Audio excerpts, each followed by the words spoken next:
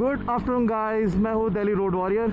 आज मैं निकला हूँ दिल्ली की सड़कों पे हवाबाजी करते हुए, आवारागर्दी भी कह सकते हैं वैसे आज का मौसम बहुत बढ़िया है, राइड करने लायक है। कल बहुत कोहरा था, आज फिर भी कोहरा छट गया है। तो आज हम बात करेंगे इंजन ऑयल के बारे में। जैसे इंसानी शरीर में खून का बहुत बड़ा रोल होता है, वैसे ही इंजन ऑयल गाड़ी के लिए खून का ही काम करती है। जितना अच्छा इंजन ऑयल होगा उतनी अच्छी गाड़ी परफॉर्म करेगी, गाड़ी की लाइफ स्पैन बढ़ेगी, गाड़ी कम वाइब्रेट करेगी, गाड़ी का टेम्परेचर बहुत कंट्रोल में रहेगा।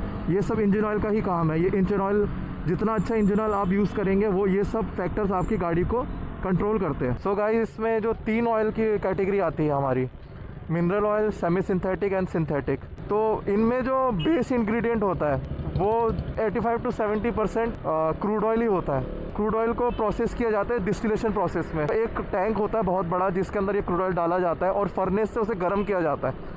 एक टेम्परेचर पे बॉयल होना शुरू होता है और जब बॉयल होता है तो इवेपराइज होता है। वेपराइज होने के बाद वो एक पर्टिकुलर हाइट पे जाके ऑयल एक्यूमुलेट होता है। तो जो ऑयल जितना प्योर होगा वो उतना ही ज़्यादा हाइट पे जाके एक्यूमुलेट होगा। क्रूड ऑयल के जो रिमेनिंग रह जाते हैं वो बाद में ग्रीस फॉर्म करते हैं, जो हम गाड़ियों में यूज़ करते हैं। और उसका भी प्योर फॉर्म जो ग्रीस का होता है वो वैसलीन में इस्तेमाल किया जाता है, इसलिए हम बोलते हैं वैसलीन पेट्रोलियम जेली। जो मिनरल ऑयल होता है उसमें भी हम कुछ एडिटिव डालते हैं, फ्रिक्शन मॉडिफायर्स होते हैं, विस्कोसिटी मॉडिफायर्स होते हैं, डिटर्जेंट होते हैं, कुछ डिस्पर्सेंट होते हैं, कुछ एंटीऑक्सीडेंट्स होते हैं। जो डिटर्जेंट का काम होता है वो काम होता है कि इंजन में जो गंदगी होती है, जैसे आप स्लश जमा होता है, वो क्लीन करने का काम डिटर्जेंट का होता है। और डिस्पर्जेंट का काम होता है पेट्रोल और जो ऑयल की जो फ्यूम्स बनी है और वो एक रिस्ट्रिक्शन क्रिएट करती है पिस्टन सिलेंडर के वॉल पे, उसे डिस्पर्जेंट क्लीन करती है। और एंटीऑक्सीडेंट का काम होता है जो केमिकल फॉर्म हुए हैं, जो क्रिस्टल फॉर्म हुए हैं इंजन के अंदर due to chemical reaction of engine oil और पेट्रोल, हटाने का काम एंटीऑक्सीडेंट्स का काम होता है। ये क्या करते हैं कि अगर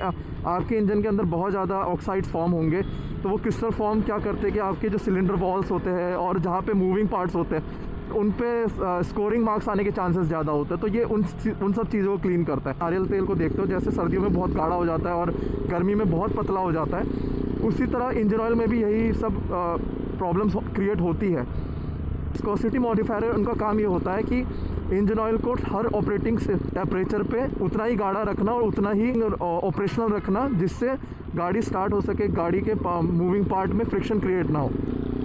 सो गाइस, आपने देखा होगा कि काफ़ी सारे इंजन ऑयल में लिखा होता है 10W50, 10W40, 0W50, 0W40।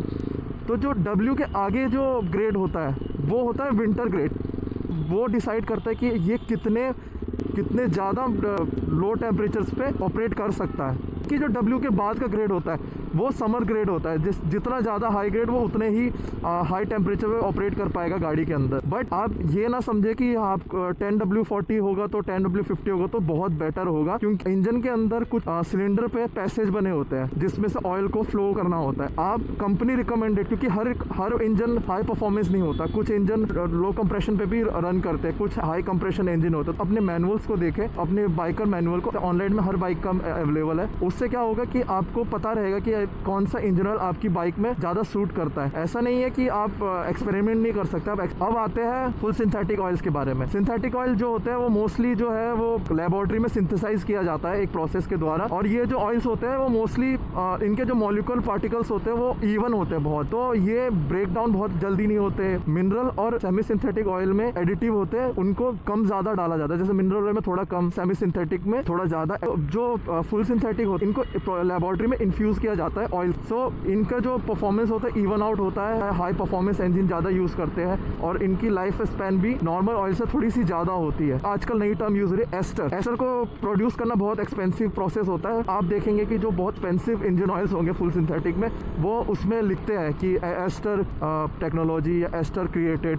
वो इसीलिए लिखा जाता है कि एस्टर बहुत ही बेंचमार्क एडिटिव माना जाता है इंजन ऑयल्स के लिए। मैं स्टार्टिंग से मॉड्यूल बहुत यूज़ किया है। आजकल और भी ब्रांड्स हैं जिनके अच्छे इंजन ऑयल आए, परफॉर्मेंस इंजन ऑयल आया है। इक्विमोली हो गया और इदिमेस्टू हो करके है एक ब्रांड है। कैस्ट्रॉल का एक ऑयल आता है, बहुत एक्सपेंसिव है वो, पावर 1 सीरीज जो आती है आपकी। ये सब ऑयल्स आपको मार्केट में दिखेंगे। बट आपने देखा होगा कि टिल का एक और ऑयल आता है 300V फैक्ट्री रेसिंग, और वो भी फुल सिंथेटिक है, और आपका 7100 मॉड्यूल का वो भी फुल सिंथेटिक है। बट आप कंफ्यूज होंगे कि दोनों फुल सिंथेटिक है बट उनमें प्राइस का डिफरेंस क्यों है। तो वो इसलिए डिफरेंस है कि जो फैक्ट्री रेसिंग ऑयल है उनको बहुत हाई टेम्परेचर चाहिए होता है रेसिंग एप्लीकेशंस के लिए। तो रेसिंग में क्या होता है, आप फुल थ्रॉटल चल रहे होते हैं, फुल रेव पे चल रहे होते हैं, तो ऑयल को बहुत ज्यादा वर्क करना पड़ता है, और इन्हीं वर्क करने की वजह से आपका ऑयल भी बहुत जल्दी डिग्रेड होता है। तो आप देखेंगे कि जैसे आप नॉर्मल सिटी यूज कर रहे हो, से सिटी एप्लीकेशंस में यूज करोगे तो आपको 320 पे इंजन गियर हार्ड लगेंगे, और आपको एक्सेलरेशन थोड़ा दबा हुआ सा लगेगा। और सबसे मेन चीज ये है कि ये ऑयल बहुत जल्दी डिग्रेड होता है। अगर आप सोच रहे होंगे कि ये फुल सिंथेटिक की तरह बहुत लंबा चलेगा, तो वो उतना लंबा चलता नहीं है। ये बहुत जल्दी डिग्रेड होंगे, आपको बहुत जल्दी कालापन दिखेगा इस ऑयल में। जो 7100 इंजन ऑयल है, ये सिटी और आप संडे को बाइक भगाते हो या आप वीकेंड में बाइक ज़्यादा भगाते हो, तो उसके लिए, उस एप्लीकेशन के लिए कि हाँ आपने थोड़ा बहुत बाइक भी भगा ली और थोड़ा सा सिटी ट्रैफिक में भी चला लिया, मैं ये कह सकता हूँ कि उस एप्लीकेशन के लिए ये 7100 है। सुपर बाइक्स में तो वैसे तो हाइड्रोलिक क्लच होता है, बट जो केबल ऑपरेटेड क्लच होंगे आपको बहुत हार्ड लगेगा 320 पे। ये मेरा पर्सनल एक्सपीरियंस रहा है। सो गाइस, आपको ये कैसा लगा मेरा एजुकेशनल व्लॉग? मुझे प्लीज़ लाइक, शेयर और कमेंट करें। क्या रिव्यू है आप मुझे बताइए, ताकि मैं और अच्छी वीडियोस बना सकूं और मैं और अच्छे कंटेंट ला सकूं। इसके लिए मुझे आप कमेंट कीजिए। Thank you.